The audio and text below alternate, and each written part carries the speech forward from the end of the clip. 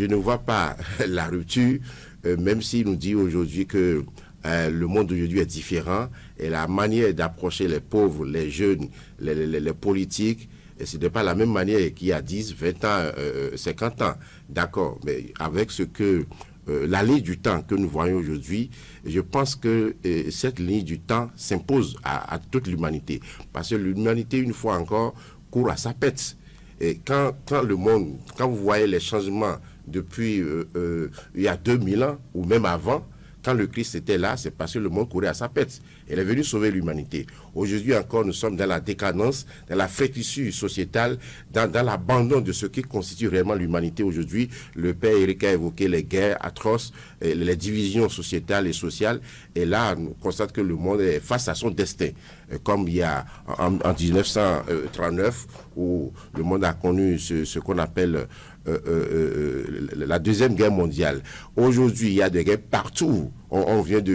Une guerre vient d'être déclenchée entre le Pakistan et l'Inde. Et donc, toute cette tension appelle à la fin des temps, évidemment, comme le Christ même l'avait déjà annoncé. Et je pense que nous sommes à ce niveau. Et si nous n'avons pas un pape pour rompre avec ces pratiques qui a amené notre monde aujourd'hui dans un dévoiement des valeurs de l'humanité, je pense que l'Église a encore beaucoup à faire pour pouvoir se canaliser aujourd'hui l'énergie, je le dis et je le répète, que l'énergie du Christ qui descend dans notre monde, qui nous appelle, comme il avait déjà dit, à la pureté.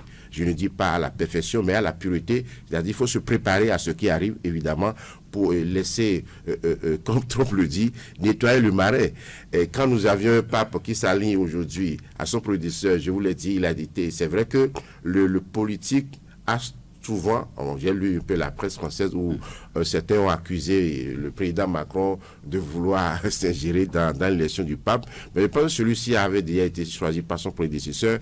Je me rappelle les raisons pour lesquelles, l'une des raisons essentielles pour lesquelles Benoît XVI avait démissionné, ça c'est factuel, vous pouvez le constater, c'est quand le président américain Obama a sorti unilatéralement, a sorti le Vatican du système SWIFT, de transactions financières internationales SWIFT. Alors il a mis en mal totalement les finances du Vatican et il n'avait pas de choix parce qu'on ne voulait pas d'un conservateur à la tête du Vatican. Il a été obligé de démissionner. Après sa démission, le lendemain exactement, jour pour jour, le Vatican a été réintroduit dans le système SWIFT. Donc vous voyez un peu comment le jeu politique s'interfère au sein de l'administration papale.